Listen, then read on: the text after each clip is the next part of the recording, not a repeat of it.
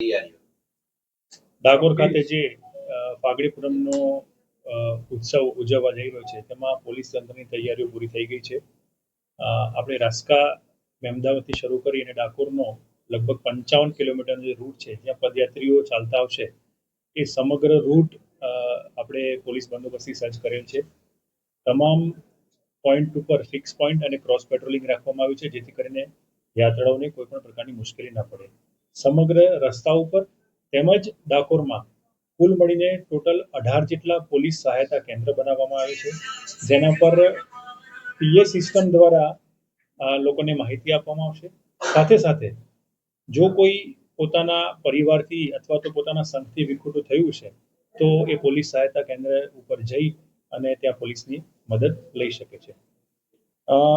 ડાકોરની વાત કરીએ તો ડાકોરનો જે બંદોબસ્ત છે એ ટોટલ 8 સેક્ટરમાં વિભાજિત કરવામાં આવ્યો છે જેમાં 1 SP, 15 DYSP, 32 PI, 108 PSI, 3 SRP company અને કુલ 2145 પોલીસ જવાનોનો બંદોબસ્ત એ ડાકોર ખાતે બંદોબસ્તમાં હાજર રહેશે.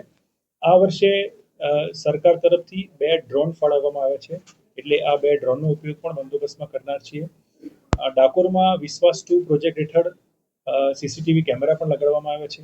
એ સિવાય ડાકોર મંદિર પરિસરના કેમેરા ને અમે એક જ જગ્યાએ લાવી અને અમારા કંટ્રોલ રૂમમાં લગભગ 150થી વધારે કેમેરાનું ફીડ અમને સતત 24 કલાક મળતું રહેશે. એની પર અમારી ટીમ સતત ધ્યાન રાખશે.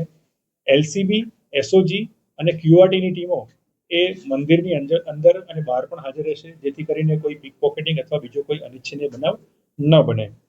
આ સિવાય એક અમે વોટ્સઅપ નંબર પણ જાહેર કરીએ છીએ કે જેની ઉપર કોઈ પણ રાહદારીને કોઈ પણ પ્રકારની તકલીફ હોય અથવા તો કોઈ પણ પ્રકારના પિક્ચર્સ અથવા કોઈ માહિતી મોકલવા માંગતા હોય તો એ એની વોટ્સઅપ ઉપર મોકલી શકશે. 7211134777. ફરીથી 7211134777. આ અમારો વોટ્સઅપ નંબર છે. 24/7 ચાલુ રહેશે જેની પર તમામ લોકો માહિતી મોકલી શકે છે. અમારી પીએ સિસ્ટમ ઉપર અમે મંદિરના દર્શનના સમય જે છે એ પણ અમે જાહેર કરતા રહીશું જેથી કરીને લોકોને દર્શન કરવામાં સરળતા રહે. ખાસ કરીને